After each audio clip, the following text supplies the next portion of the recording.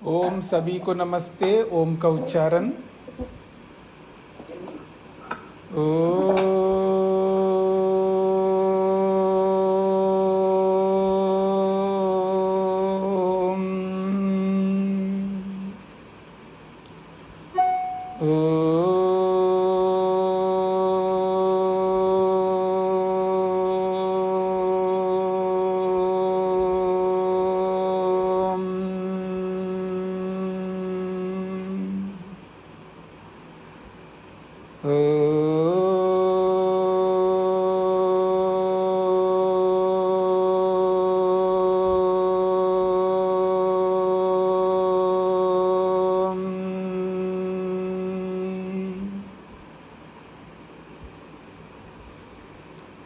हाँ जी, वेदांत दर्शन का 5वां दिन। अथातो ब्रह्म जिज्ञासा। अथ अतः ब्रह्म जिज्ञासा। बहुत सारी बातें आपको इस प्रथम सूत्र में सुनने को मिले।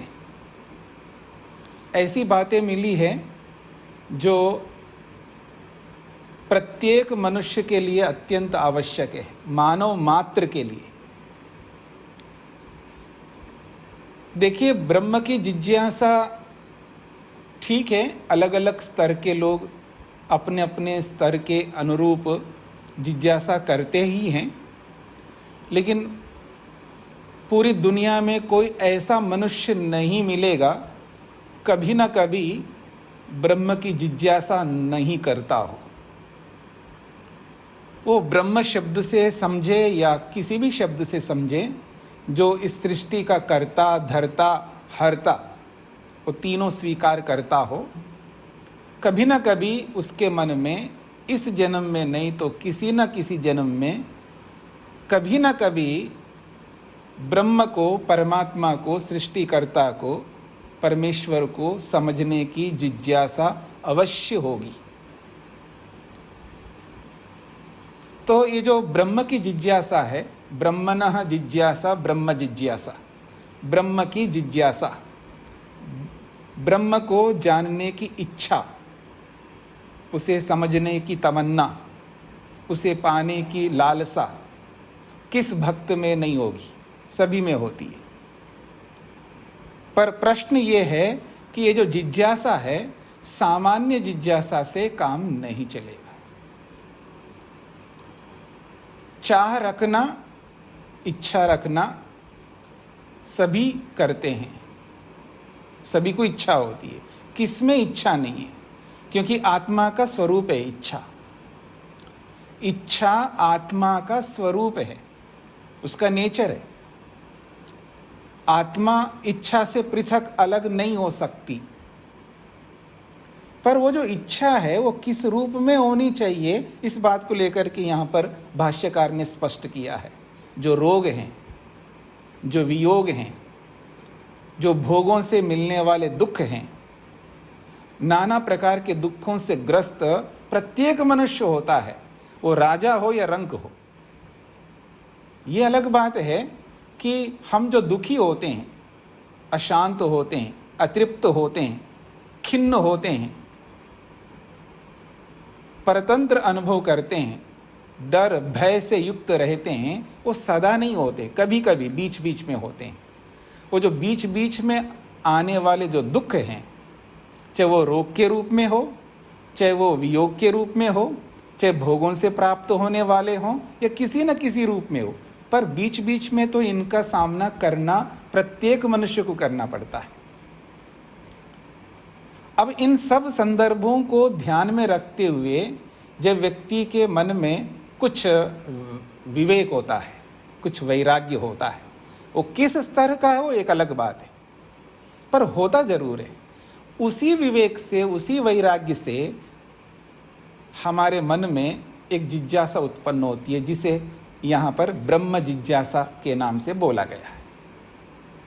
तो आइए इस सूत्र के सूत्रार्थ को थोड़ा आप लिखेंगे तो अच्छा रहेगा, ताकि आपको आगे बना रहेगा वो सूत्रार्थ। तो लिखिएगा प्रथम सूत्र का सूत्रार्थ। और सूत्रार्थ ऐसा हो, थोड़ा व्यापक हो, ताकि ये सबके साथ लागू हो सके, क्योंकि मनुष्य बना ही इसी के लिए। प्रत्येक व्यक्ति को दुखों से छुटकारा पाकर एक ऐसा सुख को प्राप्त करना है जिस सुख के लिए वो लालायित रहता है। तो प्रत्येक मनुष्य के साथ ये जो ब्रह्म जिज्ञासा है ये घटनी चाहिए। तो उसी दृष्टि को ध्यान में रखते हुए सूत्रार्थ आपको लिखना है, मानव मात्र को कभी ना कभी, मानव मात्र को कभी ना कभी रोग, वियोग, भोग आदि दुखों से, रोग, वियोग, भोग आदि दुखों से मुक्त होने और स्थायी निरंतर रहने वाले अमृतमय सुख को प्राप्त करने के लिए, अमृतमय सुख को प्राप्त करने के लिए ब्रह्म को जानने, समझने और प्राप्त करने की जिज्ञासा होती है। पुनः एक बार मैं, स्वामी जी जरा धीरे बोलिए, मुझे लिखा नहीं गया पूरा। आपको बोलने की आवश्यकता नहीं है, मैं यही बोलने चाह रहा था कि मैं दोबारा बोलने जा रहा हूँ जी। मैं सबको ध्यान में रख करके ही बोलूँगा जी, आप इसकी चिंता नहीं करिएगा। पुनः बोल रहा हूँ मैं पूरा सूत्रार्थ। मानव मात्र को कभी ना कभी, मानव मात्र को कभी ना कभी रोग, वियोग, भोग आदि दुखों से, रोग, वियोग, भोग आदि दुखों से मुक्त होने और रोग, वियोग, भोग आदि दुखों से मुक्त होने और स्थायी निरंतर रहने वाले अमृतमय सुख को, स्थायी निरंतर रहने वाले अमृतमय सुख को प्राप्त करने के लिए ब्रह्म को जानने, समझने और प्राप्त करने की जिज्ञासा होती है। फिर भी आप में से किसी ने नहीं लिख पाया है तो अपने स्तर को आपको बढ़ाना पड़ेगा, लिखने का सामर्थ्य को आपको थोड़ा उन्नत करना होगा जी। तो देखिएगा, ब्रह्म को जानना और समझना दोनों में बहुत अंतर होता है। एक होता है इंफॉर्मेशन, जानकारी, और उस जानकारी को समझना, वो एक अलग स्थिति है। इसलिए बोला जा रहा है ब्रह्म को जानने, समझने और प्राप्त करने की जिज्ञासा होती है। किसको? मानव मात्र को। कब? कभी ना कभी, इस जीवन में हो या किसी न किसी जीवन में हो, पर होगी जरूर। कल करे सो आज कर, आज करे सो अब कर। अब इस बात को समझने का प्रयत्न करना है। अब आगे बढ़ते हैं जी।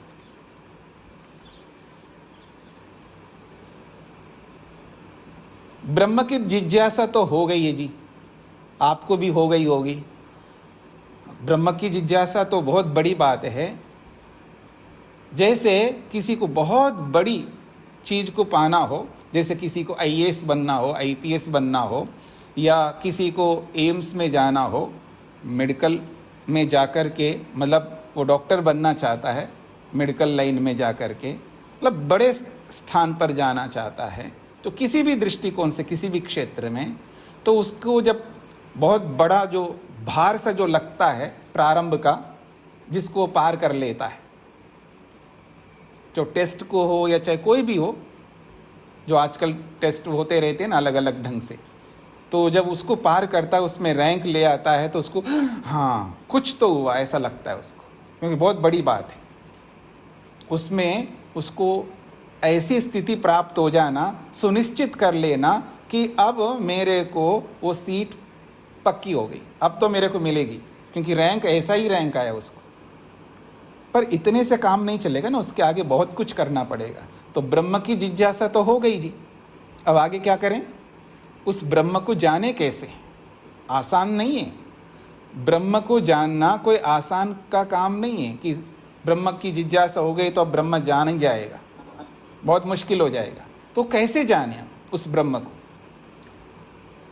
क्योंकि कोई ऐसी चीज नहीं है जो दिखाए, देखो जी ये है ना, ये देख रहे हो ना, ऐसे दिखाया नहीं जा सकता ना ब्रह्म को, भाई ये ब्रह्म है, इसको जान लो आप। जब अपने आप को हम नहीं देख सकते, मैं हंसने की दृष्टि से कहिए या हंसाने की दृष्टि से कहिए, लेकिन एक बात कह देता हूँ मैं, क्या आपने अपने पतिदेव को देखा? पत्नियों को मैं बोलूँ या पतियों को बोलूं कि क्या आपने अपनी पत्नी को देखा? आप अपने बेटे को देखा? अगर ऐसा बात करूं तो आप लोगों को लगेगा हाँ रोज का काम है, रोज देखते हैं। पर देखा किसने? किसी ने नहीं देखा है। मेरा प्रश्न ये नहीं था कि शरीर को आपने देखा, शरीर को तो आप रोज देखते हैं, लेकिन उस शरीर में रहने वाला जो आत्मा है, क्या उसको आपने देखा? जब अपनी आत्मा को, सामने वाले की आत्मा को हम देख नहीं पाए आज तक, तो भगवान है ना, उसको कैसे देख पाएंगे? अब देखिएगा, ठीक है हमने पतिदेव को तो देखा नहीं है, लेकिन वो खा रहा है, बैठ रहा है, आ रहा है, जा रहा है, दे रहा है, ले रहा है, उसकी जितनी भी एक्टिविटीज़ हैं, गतियां हैं, क्रियाएं हैं, क्रियाकलाप, उन सबके आधार पर हम लोग डिसाइड करते हैं। इसी का नाम है अनुमान। जब कोई व्यक्ति बैठता है, खड़ा होता है, बोलता है, लेता है, देता है, आता है, जाता है, ये क्या है? ये सब क्रियाएं हैं, वो जो उसकी एक्टिविटीज़ हैं, उसके जो कर्म हैं। किसी भी चीज़ को समझने के पीछे बहुत सारे रीज़न, कारण होते हैं कि उस वस्तु को कैसे हम जानें। तो एक जरिया, एक साधन बता रहा हूँ मैं, किसी को समझने का एक माध्यम बता रहा हूँ कि जैसे किसी मनुष्य को या मनुष्य में रहने वाले उस आत्मा को जानना हो तो कैसे? मैं नहीं मानता, लोग बोलते हैं ना, मैं नहीं मानता। अरे भाई, मानने ना मानने वाले की बात नहीं है, यथार्थता को समझना है। यथार्थता क्या है, वास्तविकता क्या है? आपके मानने ना मानने से वो वस्तु समाप्त हो जाती हो अथवा वो वस्तु नहीं हो या वो वस्तु है, ये सिद्ध नहीं होगा ना। उसको समझने की आवश्यकता है। तो ठीक है, आपको आत्मा के बारे में पता नहीं लग रहा है, लेकिन वो जो उसकी एक्टिविटीज़ हैं, जो क्रियाएं जो करता है, कर्म करता है, उससे पता लगता कुछ तो है इस शरीर के अंदर। जब किसी की मृत्यु हो जाती है तो वो लेटा हुआ है शरीर, कोई एक्टिविटी नहीं है, कुछ भी बोलो, कुछ भी करो, उस पर कूदो, नाचो, कुछ भी करो, बहुत बड़े पत्थर से उसको मार भी दो, कुछ नहीं हो सकता, कोई क्रिया नहीं होगी वहाँ पर। तो जो इन सब क्रियाओं को करने वाली जो भी चीज़ है वो अब नहीं है, ऐसा ही लगेगा ना। तो इससे पता लगता है कि कर्मों के माध्यम से, क्रियाओं के माध्यम से हम किसी न किसी को समझ सकते हैं। अब भगवान तो दिख नहीं रहा है, तो उसकी क्रियाओं को समझने का प्रयत्न करना, उसके कर्मों को समझने का प्रयत्न करना। तो परमात्मा के कर्मों को हम सृष्टि के माध्यम से, संसार के माध्यम से समझ सकते हैं। और ये सुनिश्चित करना है कि कोई भी वस्तु सिस्टमेटिकली काम करती है, कोई भी वस्तु सिस्टम से चलती है, तो उस सिस्टम को देने वाला कोई ना कोई होता है। इसमें कोई विकल्प नहीं है, इसमें कोई ऑप्शन नहीं है। हो तो आप बता देना। कोई भी दुनिया भर की कोई भी वस्तु यदि सिस्टमेटिकली चल रही है तो उसमें सिस्टम देने वाला कोई ना कोई होता है, चाहे वहाँ रहे या पीछे रहे, कहीं भी रहे, लेकिन सिस्टम किसी ने दिया है। जब ऐसा है, पूरा का पूरा ब्रह्मांड अनसिस्टमेटिकली चल रहा है क्या? सिस्टमेटिकली चल रहा है ना। पूरा का पूरा ब्रह्मांड एक सिस्टम से चल रहा है, बहुत बुद्धिपूर्वक चल रहा है। तो कोई ना कोई सिस्टम देने वाला जरूर होगा, ABCD कोई भी हो। तो इस ब्रह्मांड के माध्यम से हम उस ब्रह्म को समझने का प्रयत्न कर सकते हैं, और कोई साधन नहीं है, याद रखना। अगर किसी को ब्रह्म को समझना हो तो ब्रह्मांड के अतिरिक्त और कोई साधन नहीं है जिससे समझ सके हम लोग। इस बात पर ध्यान देते हुए यहाँ पर आगे प्रस्तुत किया जाएगा दूसरे सूत्र को। कथम भूतम तद ब्रह्म यज् ज्ञातुम इष्यते। सूत्र से पहले थोड़ा सा लिखते हैं, उसको भूमिका के रूप में बोल सकते हैं आप। वो भूमिका है, यानी दूसरे सूत्र की भूमिका को एक पंक्ति में भाष्यकार ने लिख दिया है। कथम भूतम तद ब्रह्म यज् ज्ञातुम इष्यते।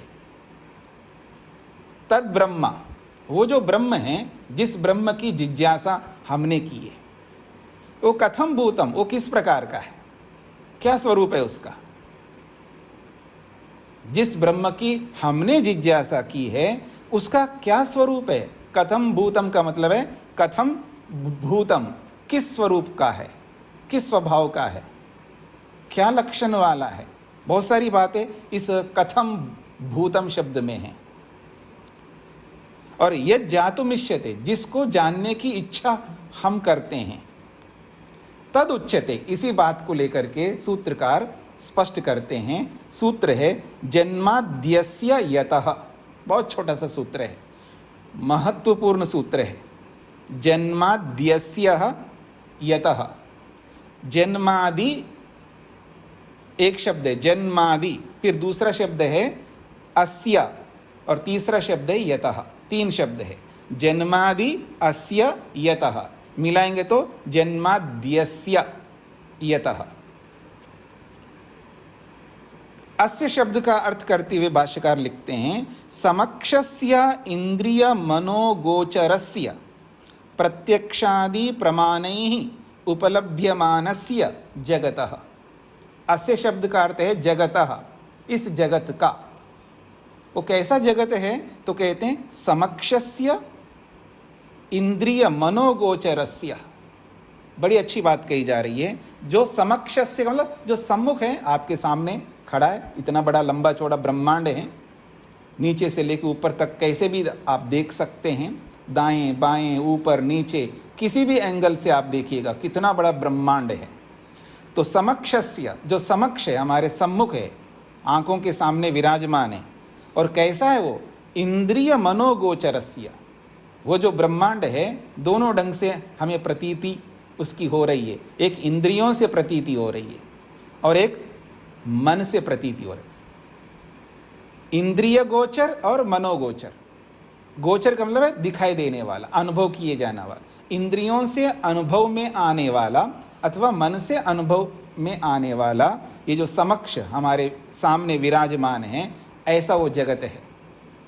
तो इंद्रियों से हमें प्रतीति हो रही है ना जगत की। जब कोई आवाज़ आती है, आजकल का जैसे मौसम चल रहा है ना बरसात का, और बादल ऊपर गरजने लगे तो उसकी आवाज़ आती है, और उस आवाज़ को हम कानों से सुन लेते हैं। तो इंद्री से स्पष्ट हो रहा है ना, कुछ आवाज़ आ रही है, कोई गंध आ रही है। जब बरसात का प्रारंभिक दिन होता है, बरसात होने वाला होता है, ये थोड़ी बहुत बरसात हो गई, उसके बाद ज़मीन पर जब वो पानी गिर जाता है और धूल में मिल जाता है वो पानी, उसके बाद हवा चल रही होती है तो हमें गंध आती है मिट्टी की। तो वो भी इंद्री है जिससे हम ग्रहण करते हैं। ऐसे पांचों ज्ञानेंद्रियों से ग्रहण होता है। सृष्टि जो है, संसार जगत जो है, जो हमारे समक्ष है, जो इंद्रिय गोचर है, यानी इंद्रियों से अनुभव में आने वाला है। और मनोगोचरस्य, मन से भी अनुभव में आता है। बहुत सारी चीज़ें जो इंद्रियों से हम अनुभव नहीं करते लेकिन मन से अनुभव करते हैं, वो भी सृष्टि का एक विषय है, याद रखना। कैसे? अब कैसे तो उदाहरण दूंगा। आपके मन में कुछ आ जाए कि कुछ गलत करूं, हाँ जी, कुछ गलत करने की इच्छा पैदा हो जाए आपके मन में, तो फिर आपके मन में दूसरी इच्छा भी पैदा हो जाएगी, अर्थात दूसरा एक गुण उत्पन्न हो जाएगा, डर, भय, शंका, लज्जा। ठीक है? तो ये भी तो सृष्टि का ही विषय है ना, ये भी सृष्टि के अंदर है। ये जो पूरा का पूरा हमारा शरीर है, लंबा चौड़ा जो भी शरीर है, जिसका जैसा भी है, ये शरीर सृष्टि का एक अवयव है, एक टुकड़ा है, एक अंश है, याद रखना। तो जो मन से अनुभव में आ रहा है, जो इंद्रियों से अनुभव में आ रहा है, और ये जो अनुभव है, ये जो अनुभूति है, जो साक्षात सृष्टि को देख रहे हैं, हम कैसे देख पा रहे हैं, क्या प्रमाण है इसमें? आप मेरे को देख रहे हैं ना? क्यों जी, देख रहे हो ना? क्या प्रमाण है? देख रहे हैं आप, मैं आपको देख रहा हूं, क्या प्रमाण है? तो कह रहे हैं प्रत्यक्षादि प्रमाणे उपलभ्यमानस्य जगतः। जो प्रत्यक्ष और आदि से अनुमान और शब्द प्रमाण, तीन मुख्य प्रमाण है। तो प्रत्यक्ष, अनुमान और आगम रूपी शब्द प्रमाण के माध्यम से जो उपलब्ध होने वाला जगत है, ऐसे इस जगत का, षष्ठी विभक्ति का एक वचन है जगतः, तो कहते हैं जो समक्ष है, हमारे सामने है, इंद्रियों और मन के माध्यम से जिसका अनुभव होता है, और प्रत्यक्ष, अनुमान और शब्द प्रमाण के माध्यम से जिसको हम अनुभव कर रहे हैं, ऐसे इस जगत का, ऐसे इस जगत को क्या होगा? जन्मादि, जन्मादि को खोल रहे हैं, उत्पत्त्यादि। उत्पत्ति यानी उत्पन्न करना, और आदि से जो उत्पन्न होगा तो उसके लिए क्या करना होता है? बच्चा पैदा हो गया तो क्या करो? पालन करो, उसका देखभाल करो। तो कह रहे हैं उत्पत्ति और स्थिति, स्थिति का मतलब है उसका पालन करना।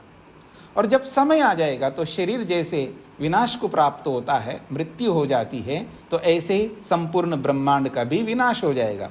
तो उत्पत्ति, स्थिति और नाश, जिसको प्रलय शब्द से हम लोग जानते हैं। तो उत्पत्ति, स्थिति और प्रलय, इन तीनों को यस्मात् भवन्ति, जिससे ये तीनों होते हैं। यस्मात् का मतलब है जिससे, जिससे जगत की उत्पत्ति, जिससे जगत का पालन, जिससे जगत का विनाश। तो देखिएगा, जगतः, अस्य का मतलब है जगतः, इस जगत की।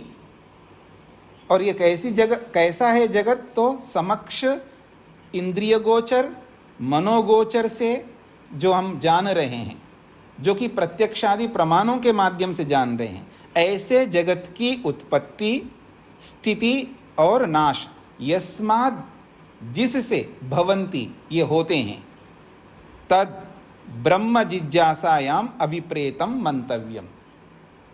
जिससे ये उत्पत्ति, स्थिति और प्रलय होते हैं, वो जिससे होते हैं वही ब्रह्म है। तद ब्रह्म, वही ब्रह्म है। और ऐसे ब्रह्म की जिज्ञासा करने में यहाँ कथन किया जा रहा है, ऐसे ब्रह्म की जिज्ञासा करना ही हमारा मत है, मंतव्य है, हमारी विचारधारा है। ब्रह्म की जिज्ञासा करनी है। कैसा है वो ब्रह्म? तो उत्तर दिया जा रहा है, जिससे इस जगत की उत्पत्ति होती है, क्योंकि ये उत्पन्न हुआ है, संसार बना है, याद रखना। ऐसा नहीं है कि ये पहले से विराजमान है, इसको किसी ने पैदा नहीं किया। हाँ, ऐसे अलग अलग मत है, विचार है लोगों के मंतव्यों में, जो मत पंथ संप्रदाय के रूप में हम लोग मानते हैं ना। किसी को जैनी कहते हैं, किसी को बौद्ध कहते हैं, किसी को यहूदी कहते हैं, किसी को यवन कहते हैं, किसी को हिंदू कहते हैं, किसी को कुछ कहते हैं। जितने भी मत हैं आज दुनिया में, तो सब मतों के अलग अलग अभिप्राय होते हैं, अलग अलग मंतव्य होते हैं, उनके कॉन्सेप्ट्स अलग अलग हैं। तो उन्हीं में से कुछ ऐसा मानते हैं, ये जो संसार है इसको बनाया नहीं गया, पहले से है, ऐसा माना जाता है। पर कहा जा रहा नहीं, जिससे ये जगत उत्पन्न होता है। अब कैसे माने हम ये उत्पन्न होता है? कैसे स्वीकार करें कि उत्पन्न होता है? कोई बहुत सरल है, उत्पन्न हुआ नहीं है तो उसको तोड़ करके देखो, पता लग जाएगा। जो टूट जाए वो उत्पन्न होता है, जो ना टूटे वो उत्पन्न नहीं होता। जो खंडित हो जाए, वो बनी हुई वस्तु ही तो खंडित होगी। जो पहले से विराजमान है, जिसको उत्पन्न नहीं किया, वो खंडित नहीं हो सकती वस्तु। तो उत्पन्न हुआ है संसार, और जिससे उत्पन्न हुआ है वही ब्रह्म है। और जो उत्पन्न होकर के सिस्टमेटिकली चल रहा है ब्रह्मांड, जिसकी स्थिति, जिसका पालन कर रहा है उत्पन्न करने वाला, और वो भी सिस्टम से। तो जिससे वो सिस्टम चल रहा है, जिससे वो पालन चल रहा है, जिससे सृष्टि की स्थिति बनी हुई है, वो ब्रह्म है। और जब समय आएगा तो इसका विनाश करेगा, जो करेगा वो ब्रह्म है। ऐसे ब्रह्म की जिज्ञासा करने में यहाँ पर अभिप्रेत है, यानी हम ये चाहते हैं, ऐसे ब्रह्म को समझना चाहते हैं जिससे सृष्टि उत्पन्न होती है, जिससे पालन होता है और जिससे प्रलय होता है। योई खलु जगत जनयति धारयति संहरति सच ब्रह्मा आत्मा परमात्मा विज्ञेय इत्यर्थ। स्पष्ट कर दिया भाष्यकार ने। कहते हैं योई खलु, जो ही का मतलब है निश्चित रूप से, खलु का अर्थ भी निश्चित रूप से। यह जो निश्चित रूप से जगत जनयति, इस जगत को, संसार को उत्पन्न करता है, धारयति धारण करता है अर्थात पालन करता है, और समय आने पर संहरति च और संहार भी करता है। स ब्रह्मात्मा, वही ब्रह्म रूपी आत्मा है, उसी को परमात्मा कहते हैं। विज्ञेय, ऐसा जानना चाहिए। इति अर्थ, ये जन्मादि का अर्थ है।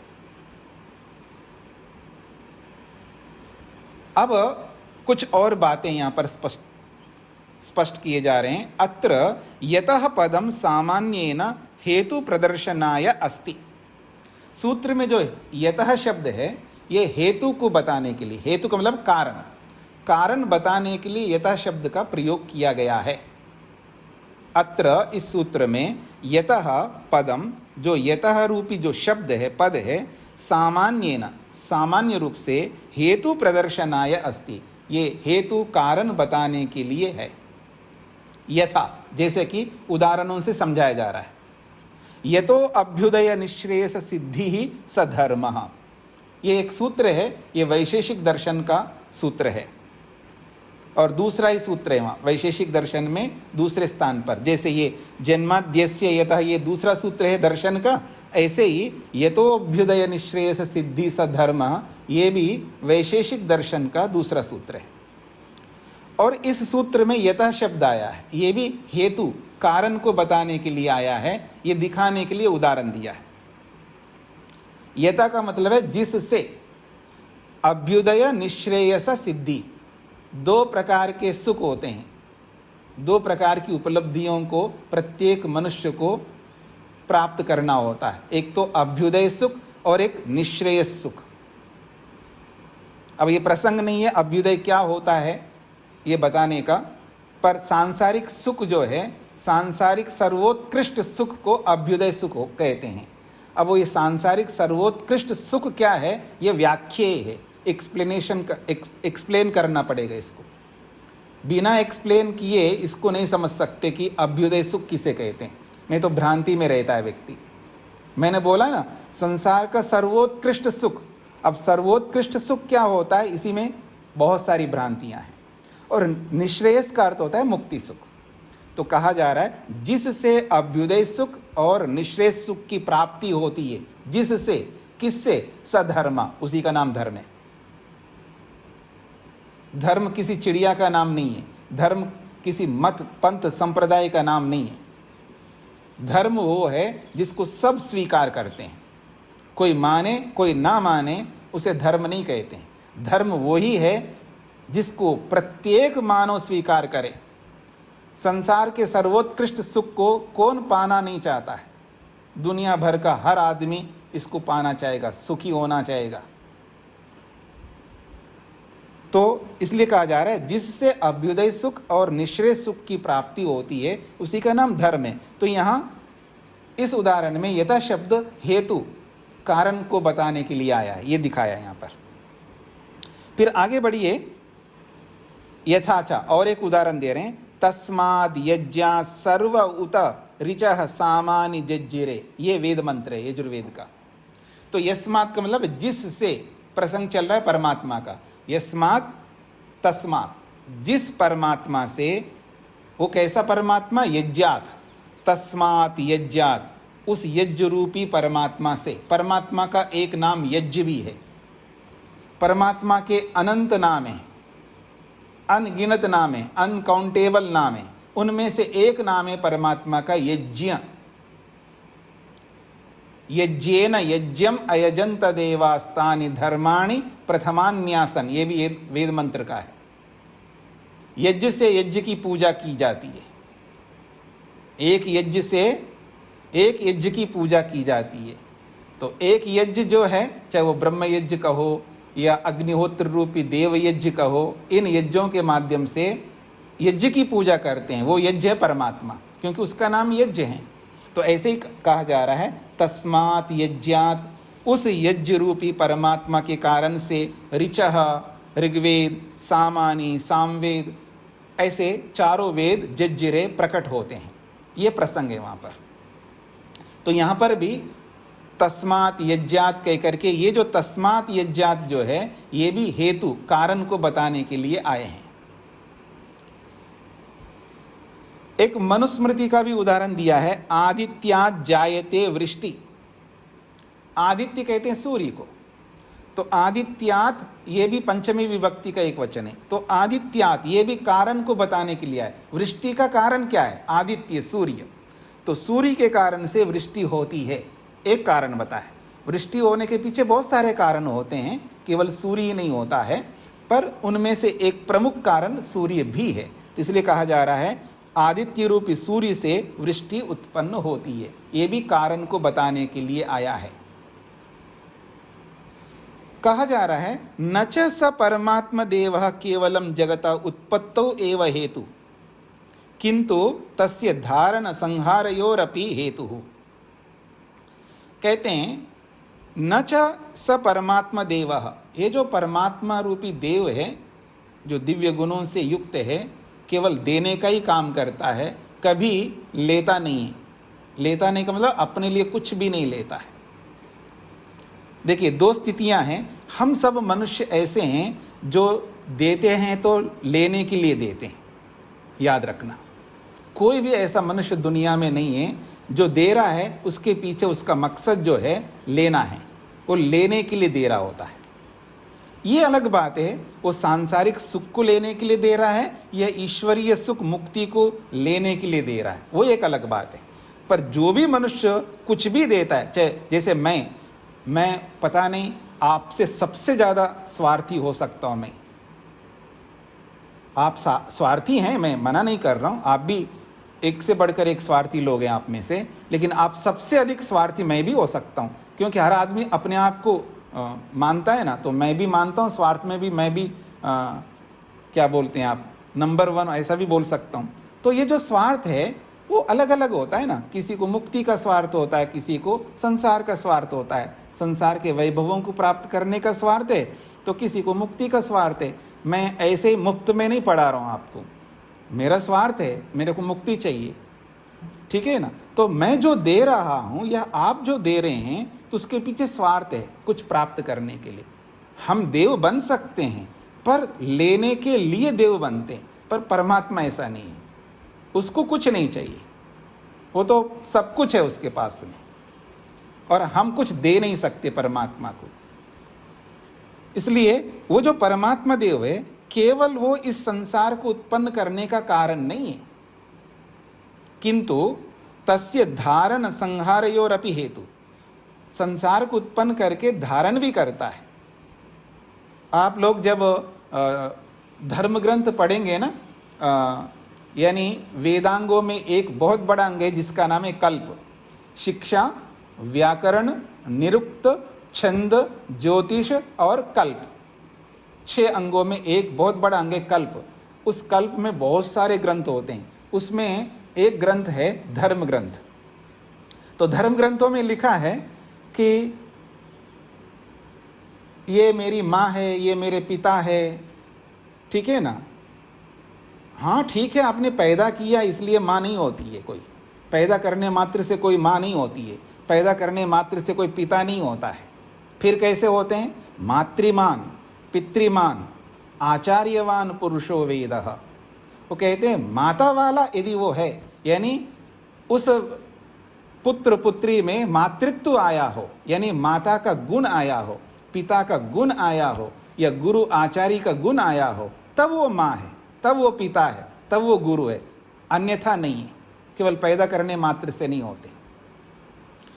तो यहाँ कहा जा रहा है कि परमात्मा ने पैदा तो किया, अब इसको धारण भी तो करेगा ना, इसको पालेगा, पोषेगा, इसको संवार के रखेगा, इसको एज इट इज जब तक 4 अरब 32 करोड़ वर्ष पूर्ण नहीं होंगे तब तक संभाल के रखना है भगवान को। बहुत बड़ी जिम्मेदारी है। आप 20 साल की 25, आपके लिए तो 25 साल दिया भगवान ने, हाँ जी, 25 साल पालो पोषो बड़ा कर, उसके बाद आपकी कोई जिम्मेदारी नहीं।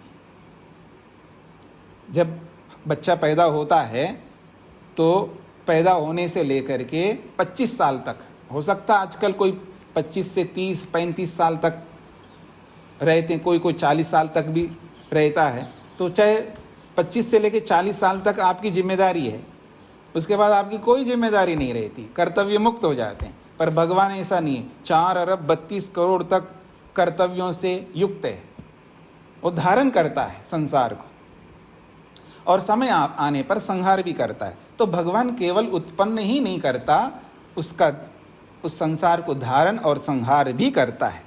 जगतः उत्पत्ति स्थिति नाशानां प्रवर्तयिता परमात्म देवो अस्ति मंतव्यम। वो कहते हैं ये जो परमात्मा रूपी जो देव है, ये जगत की उत्पत्ति स्थिति और विनाश का प्रवर्तक है, इन तीनों को प्रवृत्त करने वाला परमात्मा देव है, ऐसा मंतव्यम हम सबको समझ लेना चाहिए, ये जान लेना चाहिए, ये बात कही जा रही है। तो इस प्रकार से सूत्र पूरा हो गया जी। सूत्रार्थ आप लिख सकते हैं।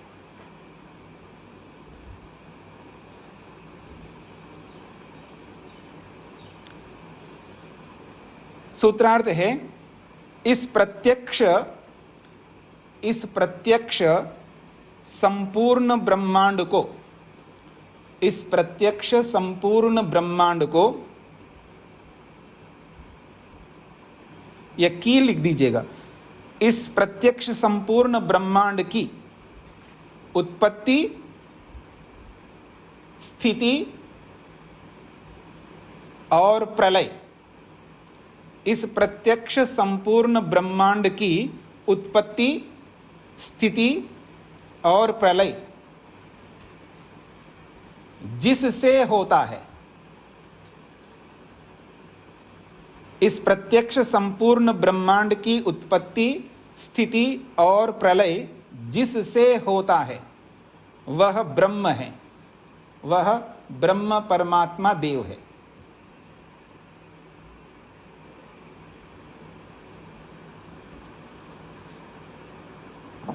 स्वामी जी पहले सूत्र का अर्थ नहीं लिखवाया था कल। आप कौन बोल रहे हैं जी? जी गायत्री बोल रही हूँ। गायत्री जी, तो कल नहीं बोला है तो आज बोला है ना जी? हाँ आप स्वामी जी बहुत लेट आई। हाँ, अब मैं क्या कर सकता हूँ जी? जी तो चलिएगा, बोल दिया जी, आज मैंने बोला है कल के सूत्र का अर्थ। तो सूत्रार्थ आपके सामने आ चुका है कि अस्य जगतः जन्मादि यतः भवति तद ब्रह्म उच्यते। ये संस्कृत में अर्थ बता दिया मैंने। संस्कृत में भी अर्थ आप समझ सकते हैं। आप में से जितने भी लोग संस्कृत जानते हैं तो उनके लिए भी बहुत सरल होता है, और संस्कृत में बताना तो मेरे लिए और ज़्यादा सरल हो जाएगा। अस्य जगतः जन्मादि अर्थात उत्पत्ति ही स्थिति ही प्रलयः यस्मात् भवति तद ब्रह्म इति उच्यते। यह सूत्रार्थ हो जाएगा। तो आगे बढ़ते हैं जी।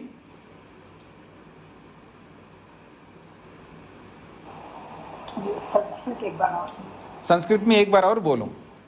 अस्य जगतः जन्मादि अर्थात, अस्य जगतः जन्मादि अर्थात उत्पत्ति ही विसर्गः, उत्पत्ति ही स्थिति ही विसर्गः, प्रलयः विसर्गः। अस्य जगतः उत्पत्ति ही स्थिति ही प्रलयः यस्माद् भवति तद ब्रह्म इति उच्यते।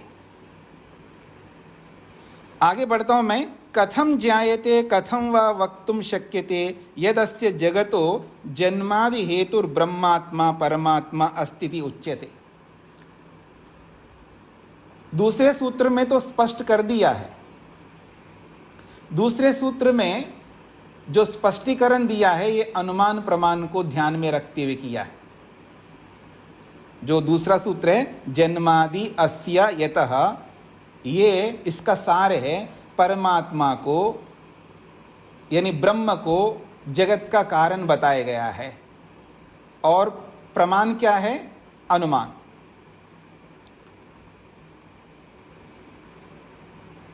क्या अनुमान है? इस सृष्टि के अंदर जो भी क्रियाएं चल रही है, देखिएगा, कोई बन रहा है, कोई विनाश को प्राप्त हो रहा है, कोई भी वस्तु जड़ हो या चेतन हो, कोई वस्तु उत्पन्न हो रही है, कोई वस्तु समाप्त हो रही है, कोई वस्तु बढ़ रही है, चाहे वृक्ष के रूप में हो चाहे मनुष्य के रूप में हो। इन सब कार्यों को हम नहीं कर पाते हैं। एक बात ध्यान में रखिएगा, बहुत बड़ा कॉन्सेप्ट है, सिद्धांत है। मनुष्य के कर्मों को मनुष्य ही करता है, मनुष्यों के कर्मों को परमात्मा कभी नहीं करता।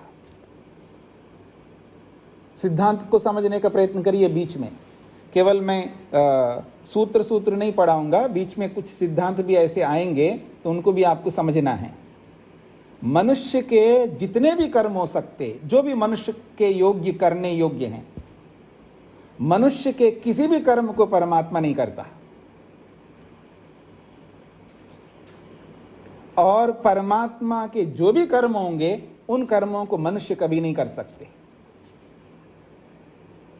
जैसे वो आप सुनते हो ना, ये भारत पाकिस्तान का बॉर्डर है, सीमा रेखा है, उधर का उधर रहो, इधर का इधर रहो, ऐसा है ये बॉर्डर। भगवान के कामों को मनुष्य करने लगे, इसका मतलब भगवान किसके लिए हैं? भगवान का मतलब क्या है? आज हम भगवान को भगवान इसलिए मानते हैं क्योंकि वो जो कर्म करता है वो कोई नहीं कर सकता, भगवान ही कर सकता है। यानी सृष्टिकर्ता के ही काम है, वो मनुष्यों के काम नहीं है। सब मिलकर के कुछ भी नहीं कर सकते, वो उसी के करने योग्य है, वो हमारे सामर्थ्य से बाहर की बात है। और जो मनुष्यों के द्वारा जो कोई भी कर्म किए जाते हैं, आप करो, मैं करूं, दुनिया के किसी कोने में कोई भी करे, मनुष्यों के कर्मों को मनुष्य ही करेंगे, परमात्मा आकर के नहीं करेंगे। वैसे हम निठल्ले लोग हैं, कामचोर होते हैं, हम लोग काम करना नहीं चाहते हैं, और भगवान आकर के हमारा हेल्प करने लगे ना, हाँ बेटा तेरे काम, जैसे माँ हेल्प करती ना, बेटा तू नहीं कर पा रहा है ना, चलो मैं कर लेती हूँ। और पिता भी कर लेता है, क्योंकि हमारे में बहुत मोह होता है ना, हम अन्याय बहुत करने लगते हैं अपने ही लोगों के लिए। तो भगवान ऐसा नहीं कर सकता, वो न्यायकारी है।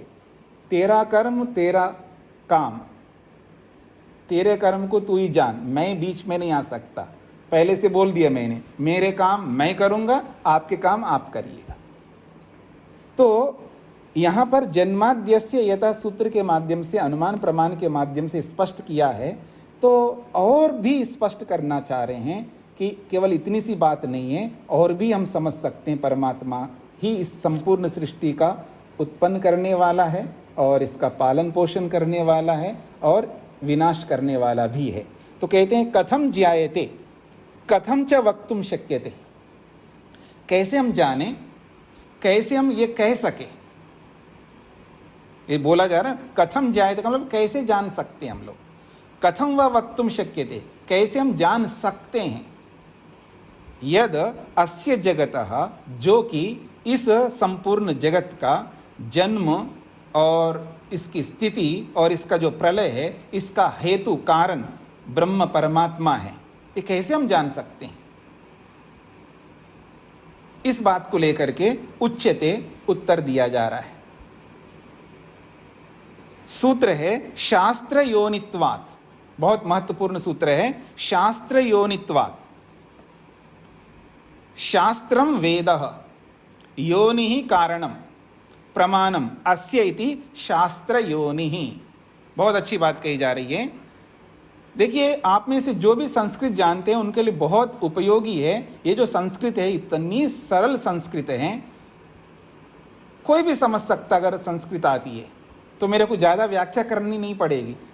काफ़ी लोग संस्कृत नहीं जानते, उसके लिए मेरे को बहुत व्याख्या करनी पड़ती है, अथवा संस्कृत जानते भी हो तो भी व्याख्या करनी तो पड़ेगी, क्योंकि इतनी बात से समझ में नहीं आएगी। खैर, लेकिन अपेक्षा से अधिक समझ में आएगी जिनको संस्कृत आती है। तो कहा शास्त्रम, शास्त्रमिति किम, शास्त्र किसे कहते हैं? तो कहा वेदः, वेद को यहाँ पर शास्त्र शब्द से बोला जा रहा है। शास्त्र तो दर्शन शास्त्र भी होता है, व्याकरण शास्त्र भी होता है, उनको भी शास्त्र कहते हैं प्रसंग के अनुसार, लेकिन यहाँ प्रसंग है वेद का। तो कह रहे हैं शास्त्रम वेद, शास्त्र का अर्थ है यहाँ वेद, और योनि का अर्थ है कारण। शास्त्रम वेद, शास्त्र वेद को कहते हैं, योनि कारण को कहते हैं, और कारण को ही यहाँ पर प्रमाण शब्द से बोला है, कारणम प्रमाणम। तो वेद कारण है, प्रमाण है इस जगत के उत्पत्ति, स्थिति और प्रलय के पीछे। ये जो जगत उत्पन्न होता है, संसार बनता है और संसार का पालन हो रहा है और संसार का समय आने पर विनाश होता है, इसके पीछे कारण कौन है? तो कहा शास्त्र योनित्वात्, शास्त्र वह कारण है, अर्थात शास्त्र बताता है। किसी के बताने से समझ में नहीं आएगा, शास्त्र बता रहा है, यानी वेद बता रहा है। तो शास्त्र रूपी वेद ही कारण है, योनि है, प्रमाण है इस जगत का, इसलिए इसको कहते हैं शास्त्र योनि जगतः, या शास्त्र योनि जगत। ये जगत का विशेषण है शास्त्र योनि। आप लोगों को पता होगा, हिंदी में भी आप लोगों ने पढ़ा होगा, विशेषण और विशेष्य दो चीजें होती हैं, विशेषण और विशेष्य। विशेषण का मतलब क्वालिटी, जिस वस्तु की क्वालिटी को लेकर के कोई बात की जाती है, वो क्वालिटी को यहाँ विशेषण शब्द से बोला जा रहा है, और वस्तु तो विशेष्य होता है। तो जगत का ये विशेषण है शास्त्र योनि। ये जो भी जगत है, संसार है, ब्रह्मांड है, इस ब्रह्मांड को कौन समझाए हमको? तो शास्त्र योनि, शास्त्र ही समझाएगा हमको, शास्त्र बताएगा। अब देखिए मेरी ओर, वेद ही क्यों? कोई कह सकता है ना, वेद ही क्यों? आप वैदिक मत को मानते हैं, आप त्रैतवादी है, आप महर्षि स्वामी दयानंद सरस्वती को मानते हैं, या आप वेदों को मानते इसलिए वेद को आप बता रहे हो। दूसरा भी तो कोई हो सकता है, बिल्कुल हो सकता है, ले आओ ना आप, हमें क्या आपत्ति है। वेद से पुरानी कोई पुस्तक या वेद से पुराना और कोई हो तो ले आओ, हमें क्या आपत्ति है। आप लाते हो 2000, 2500 वर्ष पुराना, या 3000 वर्ष पुराना, या कोई 1700-1800 वर्ष पुराना, 1000 वर्ष पुराना, वो लाते हो तो हम कैसे मानेंगे? मतलब वेद से पुराना कोई ऐसा कोई लाओ आप, उसको हम उसको मान लेंगे, हमें कोई आपत्ति नहीं। मतलब वेद को ही क्यों माने, किसी दूसरे को क्यों ना माने? बिल्कुल मानेंगे ना, आप लाओ तो सही, पर आप ला ही नहीं रहे तो हम क्या करें? इससे पुराना और कोई है ही नहीं है, एक बात। दूसरी बात ये है, सबसे बड़ी बात है, जो वेद में है वो सृष्टि में, और जो सृष्टि में वो वेद में। इस बात को समझने का प्रयत्न करिएगा। जो वेद में है वैसा का वैसा ब्रह्मांड है, और जैसा ब्रह्मांड है वैसा का वैसा वेद में। कैसे पता लगे? पढ़ो तो समझ में आएगा। आप पढ़ोगे तभी तो समझ में आएगा ना। आप नहीं मानते मत मानिए, पढ़ोगे तो मान लोगे। तो जैसा वेद में है वैसा का वैसा ब्रह्मांड है, और जैसा ब्रह्मांड है वैसा ही वेद है। ये तो ऐसा ही है कि किसी ने कोई फोन बनाया, आजकल बहुत चल रहा है ना, फोन है, लैपटॉप है, और अलग इलेक्ट्रॉनिक्स जो भी चीजें हैं, इलेक्ट्रॉनिक्स के, इलेक्ट्रॉनिक की जितनी भी वस्तुएं हैं, तो कोई भी वस्तु आप ले लीजिएगा, उसको किसी ने तो बनाया है ना। और याद रखना, आप कितने बड़े इंजीनियर हो किसी भी विषय के, लेकिन आप उसको जानते नहीं तो आपको भी उसके लिए कोई बुकलेट चाहिए। जब कोई नई वस्तु आपके सामने आ जाए ना, तो आपको भी उसको समझने के लिए चाहिए कुछ ना कुछ। और जब कोई वस्तु कोई कंपनी बना करके देती है, ये रूल है, रूल इज रूल, याद रखिएगा। दुनिया का एक दस्तूर है कि कोई भी कंपनी कुछ भी वस्तु बनाती है, वो जो वस्तु बना रही है वो कंपनी, उस वस्तु में क्या क्या है उसको बताना भी उसका धर्म है, उस कंपनी का। जो वस्तु होती है उस वस्तु में जो कुछ भी होता है वो आपको उस बुकलेट में आपको मिलेगा, और जैसे उस बुकलेट में होगा वैसे ही उस वस्तु में होंगे। दोनों में डिफरेंसेस नहीं होंगे, नहीं तो वस्तु चल नहीं पाएगी, ब्रांड वाली वस्तु नहीं बनी पाएगी। आप लोग ब्रांडेड चीज़ें यूज़ करते हो ना, अच्छी बात है, तो ठीक है। तो देखिएगा, तो जब कंपनी कोई वस्तु बना करके हमको दे रही है तो वस्तु जैसी होती है उसको समझने के लिए कुछ देना पड़ेगा ना, बिना दिए कैसे समझ में आएगी वो वस्तु, उसका यूज़ कैसे कर पाएंगे हम लोग। ठीक भगवान ने जब ब्रह्मांड बनाया, इस ब्रह्मांड का यूज़ कैसे किया जाए, ब्रह्मांड को तो बना के तैयार कर दिया, कितना अच्छा ब्रह्मांड है, सृष्टि है, लेकिन इस ब्रह्मांड का यूज़ कैसे करें, यानी इस ब्रह्मांड से सुख कैसे लें, उसको भी तो बताना पड़ेगा ना। मोबाइल तो बना करके दे दिया, यूज़ करना नहीं आ रहा है आपको, तो बुकलेट ले लो, समझो, उसका यूज़ करना सीख जाओगे, नहीं तो परेशान होते रहो।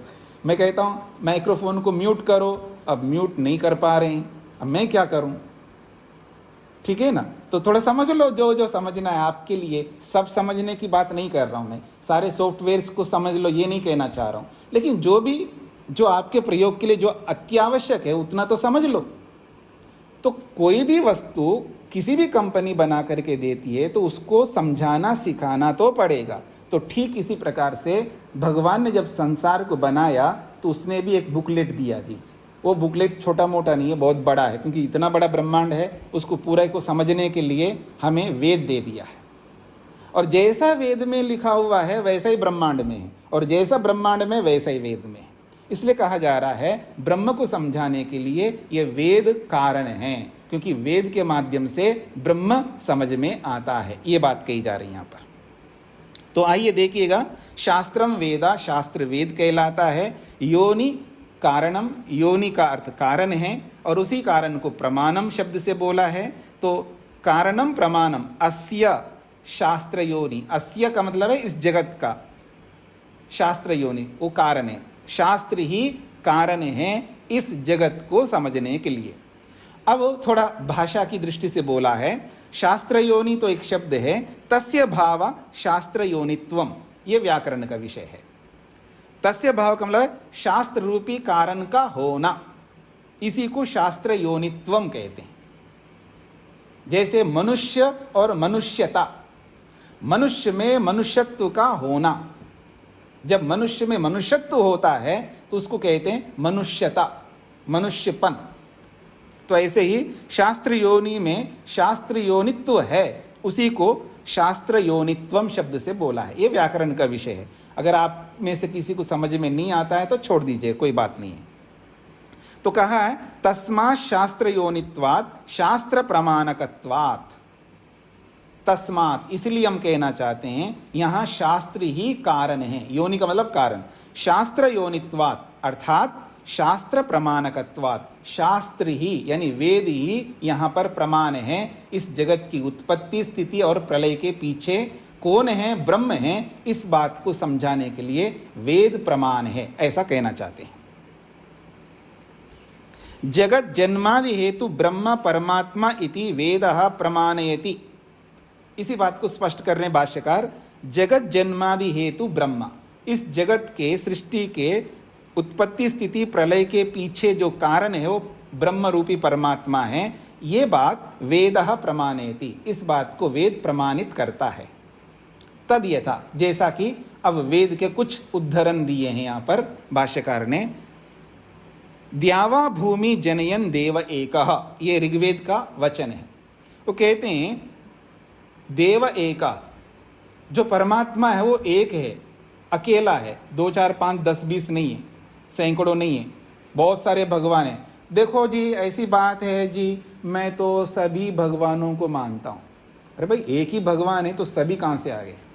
एक से काम चल रहा हो तो दूसरे तीसरे 50 की क्या आवश्यकता है? भगवान तो भगवान होता है, परिपूर्ण को ही तो भगवान हम कहते हैं, नहीं तो सब मनुष्य हैं। मनुष्यों की कोई कथा नहीं चल रही यहाँ पर, भगवान की कथा चल रही ना। तो भगवान तो एक ही है, तो फिर सब भगवान कहाँ से आ गए? तो एक ही है। वेद कहता है देव एका, एकमात्र परमात्मा है जो कि द्यावा भूमि जनयन, द्युलोक को और पृथ्वीलोक को उत्पन्न करने वाला है, अर्थात ब्रह्मांड को बनाने वाला एकमात्र देव परमात्मा है। ये ऋग्वेद में भी है, यजुर्वेद में भी है। दूसरा प्रमाण दिया, इयम विसृष्टिर यतः आबभूव, इयम विसृष्टि ही यतः आबभूव। आबभूव, आबभूव ये क्रियापद है। इयम विसृष्टि, इयम का मतलब है ये जो प्रत्यक्ष जो हमको धरती दिखाई दे रही है, ये जो संसार दिखाई दे रहा है, जो कुछ भी हमको दिखाई दे रहा है सृष्टि के रूप में, यथा जिस परमात्मा से आबभूव उत्पन्न हुआ है, परमात्मा से ही उत्पन्न हुआ, ये प्रसंग है वहां पर ऋग्वेद में। अगला जो आप लोग अक्सर यज्ञ के समय बोला करते हैं, सदा धार पृथ्वीम द्यामुते माम कस्मै देवाय हविषा विधेम। आप लोग बोलते ना सदा धार, सा नहीं है, याद रखना, बोलते समय आप सा करते हैं, स्त्रीलिंग बना देते हैं पुल्लिंग को। यह है सदा धारा, सदा धारा, स अरस्व है, तो स वह परमात्मा, दा धारा धारण करता है किसको, पृथ्वीम, पृथ्वीम द्याम उत इमाम, इमाम पृथ्वीम, इमाम पृथ्वीम इस पृथ्वी को और दिलोक को, सह वह परमात्मा दाधारा धारण करता है, अर्थात उसी परमात्मा ने इस संपूर्ण ब्रह्मांड को उत्पन्न करके धारण करता है, ये प्रसंग है। फिर अगला उदाहरण दिया है, तस्मिन इदम च संच विचैति सर्वम, ये भी यजुर्वेद का प्रमाण है। तस्मिन का मतलब उसी परमात्मा में, इदम संच विचैति सर्वम, इदम सर्वम जगत, प्रसंग जगत का है वहां पर, इदम सर्वम जगत ये संपूर्ण ब्रह्मांड, तस्मिन उसी परमात्मा में, संचयति विचयति उसी में ओत प्रोत है। संच विचयति इसका अर्थ होता है ओत प्रोत। जैसे कपड़ा बनता है ना, आपने देखा हो कभी, पहले तो हाथ से बुनते थे लोग, अब तो मशीनों से बनते हैं कपड़े। तो धागे होते हैं जी इस तरह का लंबा लंबा, तो कुछ तो ऐसे लंबाई में होता है, कुछ ऐसे आगे को आड़ी टेढ़ी। तो संच विचयति, जैसे ताना बाना जिसको आप बोलते हैं, ताना और बाना के रूप में जैसे है, तो इसका अर्थ है एक प्रकार से पूरा का पूरा ब्रह्मांड उसी परमात्मा में ओत प्रोत है, अर्थात संपूर्ण ब्रह्मांड में परमात्मा विराजमान है, अथवा यूं कहिए ब्रह्मांड, संपूर्ण ब्रह्मांड परमात्मा में विराजमान है। इसी बात को समझाने के लिए ओत प्रोत शब्द का प्रयोग किया है। तो उसी परमात्मा में संपूर्ण ब्रह्मांड ओत प्रोत है। अब ये बात पूरी हो गई, सूत्रार्थ भी पूरा हो गया है। अब भाष्यकार अपनी ओर से आदि शंकराचार्य को लेकर के कुछ बात कह रहे हैं, एक प्रकार से खंडन कर रहे हैं। एतत् सूत्रम शांकर भाष्ये द्विधा व्याख्यातम। एतत् सूत्रम, ये जो तीसरा सूत्र है, इस सूत्र की व्याख्या आदि शंकराचार्य ने दो प्रकार से की है। तो दो प्रकार से करना कोई गलत बात नहीं है, आगे की बात समझेंगे तो आपको स्पष्ट हो जाएगा। दो प्रकार के अर्थ किए हैं। एक अर्थ किया है अथवा कह करके, उनके भाष्य को उद्धृत कर रहे हैं, अथवा यथा उक्तम ऋग्वेदादि शास्त्रम योनि कारणम प्रमाणम अस्य ब्रह्मणः स्वरूपादिगमे। वो कहते हैं यथोक्तम, जैसा कि हमने कहा है पहले कि ऋग्वेद आदि शास्त्र जो है कारण है, प्रमाण है, अस्य ब्रह्मणः स्वरूपादिगमे, इस ब्रह्म के स्वरूप को समझने में, इस परमात्मा के स्वरूप को समझने में ऋग्वेद आदि चारों वेद कारण हैं, जैसा कि हमने पहले कहा था। ये बात शंकराचार्य कह रहे हैं।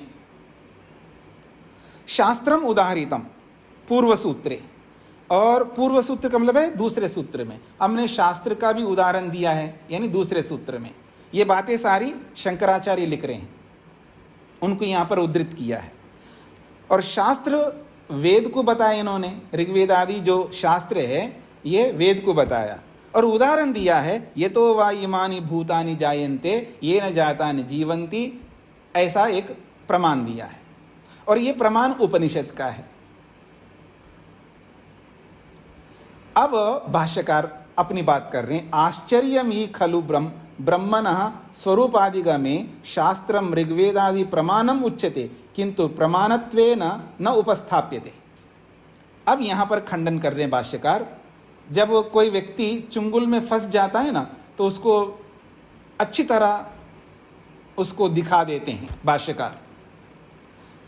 भाष्यकार ने दो अर्थ किए इस सूत्र के, और एक अर्थ में उन्होंने बोला है कि जैसा कि हमने पहले कह दिया था कि इस ब्रह्म के स्वरूप को समझने के लिए ऋग्वेद आदि 4 जो वेद हैं वो प्रमाण है, ठीक है। और वेद प्रमाण है ये बोला है तो वेद का उदाहरण देना चाहिए, तो उन्होंने उदाहरण दिया और उदाहरण उठा के दिया है उपनिषद का, ये भूल हो गई। तो अब वो कह रहे हैं आश्चर्य की बात है, जब वेद को प्रमाण मानते हो और वेद ब्रह्म को समझाने वाला मानते हो तो आपको वेद का उदाहरण देना चाहिए था, उपनिषद का उदाहरण क्यों दिया आपने? ये भाष्यकार ऐसा बोल रहे हैं और बात सही है। जब शास्त्र ऋग्वेद आदि के रूप में प्रमाण के रूप में आपने ही लिखा है ना, खुद ने ऋग्वेद आदि 4 प्रमाणों को कारण बताया, आपने बताया, मैंने नहीं बताया। जब 4 वेदों को आपने प्रमाण के रूप में उपस्थित किया तो भले आदमी आपको वेद का प्रमाण देना चाहिए था, उपनिषद का प्रमाण उठा के क्यों दिया? ये भाष्यकार कहते हैं क्योंकि यतो वा इमानि भूतानि जायन्ते इति उपनिषद वचनमिति तो पक्ष औदासीन्य दोषः, ये जो पक्ष उन्होंने उपस्थित किया है शंकराचार्य ने, इस पक्ष के प्रति उदासीन हो जाना चाहिए हमको। उदासीन समझते हैं आप लोग? उदासीन बहुत अच्छा वर्ड है, याद रखना। ये उदासीन शब्द को समझ में आ जाएंगे ना, आपकी बहुत सारी समस्याएं अपने आप समाप्त हो जाएंगी, चाहे वो पति पत्नी के बीच में हो, चाहे गुरु शिष्य के बीच में हो, चाहे सास बहू के बीच में हो, जो भी संबंध है हमारे, बहुत सारे प्रश्नों का समाधान हो जाएगा। उदासीन हो जाना, उदासीन का अर्थ होता है ना तो उसको लेकर के मन में रखना है, न द्वेष करना है, न राग करना है। हाँ, इसको कहते उदासीन होना। इसी को योग दर्शनकार ने अपने शब्द में कहा है। योग दर्शनकार पतंजलि ने या वेद व्यास ने भी कहा है कि जब दुनिया के साथ व्यवहार करोगे तो 4 प्रकार से व्यवहार करना है वहाँ पर, और वहाँ पर उपेक्षा शब्द का प्रयोग किया उन्होंने, महर्षि पतंजलि ने, महर्षि वेद व्यास ने। उपेक्षा का अर्थ देखिएगा आप लोग कैसे समझते हैं, मेरी ओर देखिएगा, है नहीं मिलता उससे, मैं एक्सप्रेशंस देखिए आप, मैं नहीं मिलता उससे, मैंने तो उसको उपेक्षा कर लिया। ये उपेक्षा नहीं, ये द्वेष है। उपेक्षा इसको नहीं कहते, इसका नाम उपेक्षा नहीं है, ये द्वेष करता आदमी।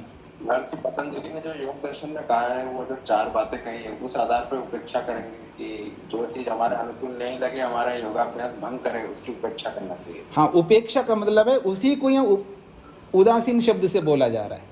और आगे पढ़ेंगे उदासीन शब्द यहाँ पर भी शास्त्र में भी आएगा, यहाँ नहीं है तो किसी और शास्त्र में आएगा, दर्शनों में ही आया है।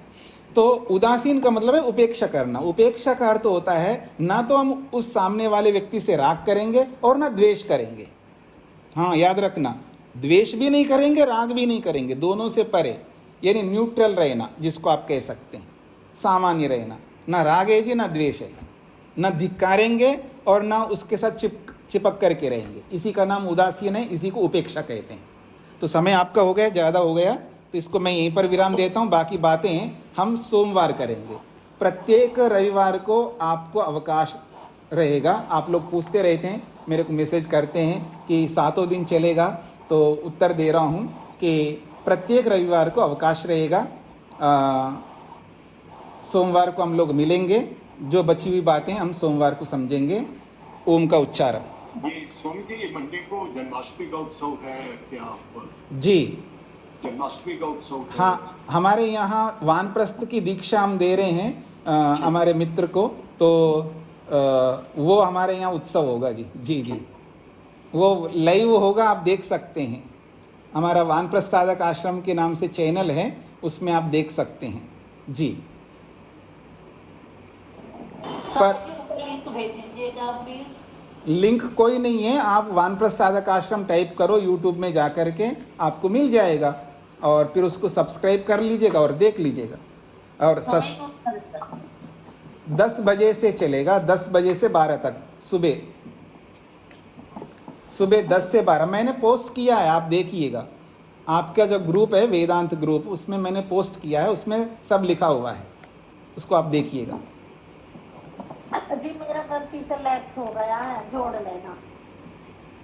जी मेरे जी। हो गया था। ओम का उच्चारण क्लास लेंगे स्वामी जी सोमवार को? हाँ जी, क्लास होगी ना, क्लास तो होगी। जी जी, सोमवार से क्लास होगी। वो तो सुबह का प्रोग्राम है, शाम को यथावत क्लास होगी जी। ओम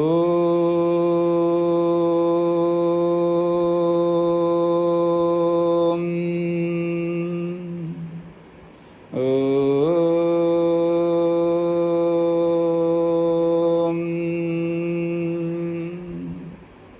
ओम।